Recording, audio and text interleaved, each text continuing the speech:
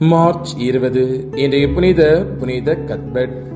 இவர் இங்கிலாந்தில் நாதம்பிரியா என்ற இடத்தில் கிபி 635 ஆண்டு பிறந்தார். சிறுவனாக இருக்கும்போது ஆடு மேய்க்கும் தொழில் செய்து வந்தார். மலைச்சரிவு பகுதியான மெல்ரோஸ் என்னுமிடத்தில் ஆடு மேய்ப்பதை விளக்கமாக கொண்டிருந்தார். அதன் அருகில் இருந்த திருமடத்தை பார்க்கும் போதெல்லாம் இவருடைய மனதில் ஏதோ ஒரு ஏக்கம் வந்து செல்லும். ஒருமுறை ஆடு மேய்த்துக் கொண்டிருக்கும் போது புனித ஆர்டனுடைய ஆன்மாவை வானதுதர்கள் தங்கள் கரங்களில் ஏந்தி செல்வதாக காட்சி கண்டார். இக்காட்சிக்கு பிறகு துறவு வாழ்வு வாழ இறைவன் தன்னை அழைப்பதாக உணர்ந்து மெல்ரோஸில் இருந்த துறவு மடத்தில் சேர முடிவு செய்தார்.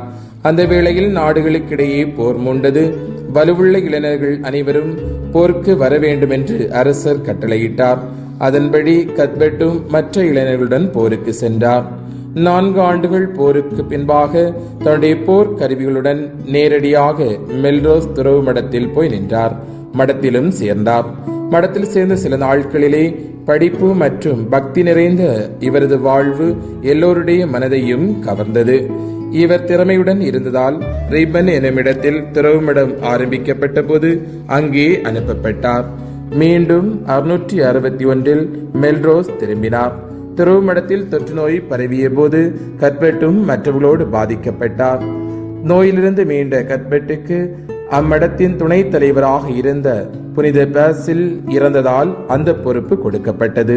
அதே ஆண்டு விட்வி என்னுமிடத்தில் 1000 கூடி ரோமை வழிபாட்டு முறைகளை பின்பற்றுவது குறித்து முடிவு செய்தது. அதில் கலந்து கொண்ட கத்பெட்டை துறவு இல்ல தலைவர் ஈட்டா லெட்டிஸ் போர்னைக்கு துணைத் தலைவராக அனுப்பினார். ரோமை வழிபாட்டு முறைகளை நடைமுறைப்படுத்த வேண்டும் என்பதே இவருக்கு அளிக்கப்பட்ட பணி. இப்பணி கடுமையானதாக இருந்தாலும் மக்களுடைய எதிர்ப்பை மீறி தடை ஜபம் மற்றும் திருப்பலியின் மூலமாக மக்களை கவர்ந்து ரோமை வழிபாட்டு முறையை கொண்டு வந்தார்.